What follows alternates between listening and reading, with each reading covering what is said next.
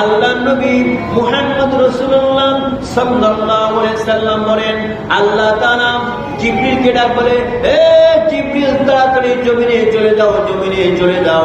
ওই জমিনে যায়া অমুক অমুক শহরগুলোকে উপরে উঠায়া উল্টায় আবার মেরে দাও, সমস্ত লোকজন মারা যায়।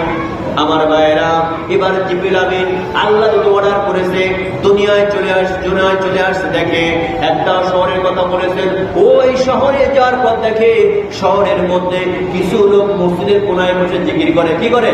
জিকির করে, সুবহানাল্লাহ ওয়ালহামদুলিল্লাহ লা ইলাহা ইল্লাল্লাহ, এমন জিকির করতেছে। জিবরিল আমিন দেখলো গোটা সমাজের মধ্যে অন্যায় অত্যাচার পাপাচারে লিপ্ত হয়ে গেছে, আর কিছু কিছু মানুষ মসজিদের মধ্যে আল্লাহ আল্লাহ জিকির করতেছে। এমন অবস্থা দেখে দৌড় দিয়ে আবার আল্লাহর কাছে চলে গেছেন, রব্বুল আলামিন আপনি আমাকে বলেছেন অমুক শহর থেকে উল্টায় দেওয়ার জন্য, সকলকে মারার জন্য, কিন্তু আমি দেখলাম ওই শহরের মধ্যে কিছু কিছু মানুষ আছে যে আপনাকে ডাকে, আপনার জন্য কীর্তন করে, তাসবিহ করে, জিকির করে, এমন লোক দেখেছি। এই জন্য গোটা শহরটাকে না উল্টায় দিয়া আমি আপনার কাছে আবার চলে আসলাম। এমন করে বলার পরে এবার আল্লাহ তাআলা বলেন, ফাকালা আকলিবিহা আলাইহি ওয়া আলাইহিম ফাইন্না ওয়াজহুলাম ইয়াতামার ফিয়া সাতান কদ। ডাক দিয়ে বলে, ও জিবরিল আমিন শোনো, তোমাকে যে পাঠাইছিলাম মারার জন্য তুমি মারো নাই। একটা লোক আল্লাহ আল্লাহ করে আর কেউ করে না। গোটা সমাজে চুরিতে ভরে গেছে, গোটা সমাজে জিনা ব্যভিচারে ভরে গেছে, ওই সমাজ নষ্ট হয়ে গেছে। কেউ আমাকে ডাকে না, কেউ কোরআন মানে না, কেউ হাদিস মানে না। আমি তোমাকে বললাম নষ্ট করতে, আমি বললাম ধ্বংস করতে, তুমি ধ্বংস করো নাই, চলে আসছো।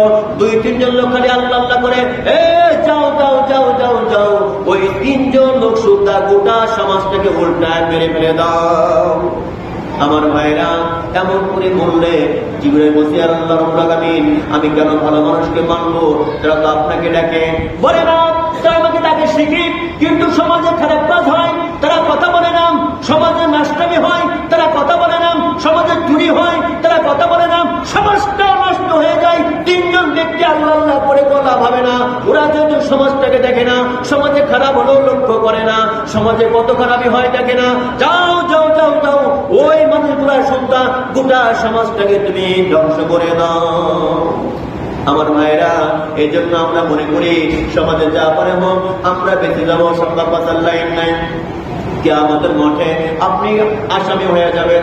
এই জন্য বাবা, গোটা সমাজটাকে ঠিক করতে হলে আপনার কর্তব্য হলো সমাজে একটা নেতা নির্বাচন করা, যে নেতা হবে একবার পরিপূর্ণ নামাজি, যে নেতা হবে পরিপূর্ণ সকল পাপ থেকে মুক্ত, এমন একজন নেতাকে আপনি নির্বাচন করা লাগবে। ওই নেতার মাধ্যমে সমাজ চলে, ওই সমাজে চুরি হবে না, ডাকাতি হবে না, খুন খারাপি হবে না।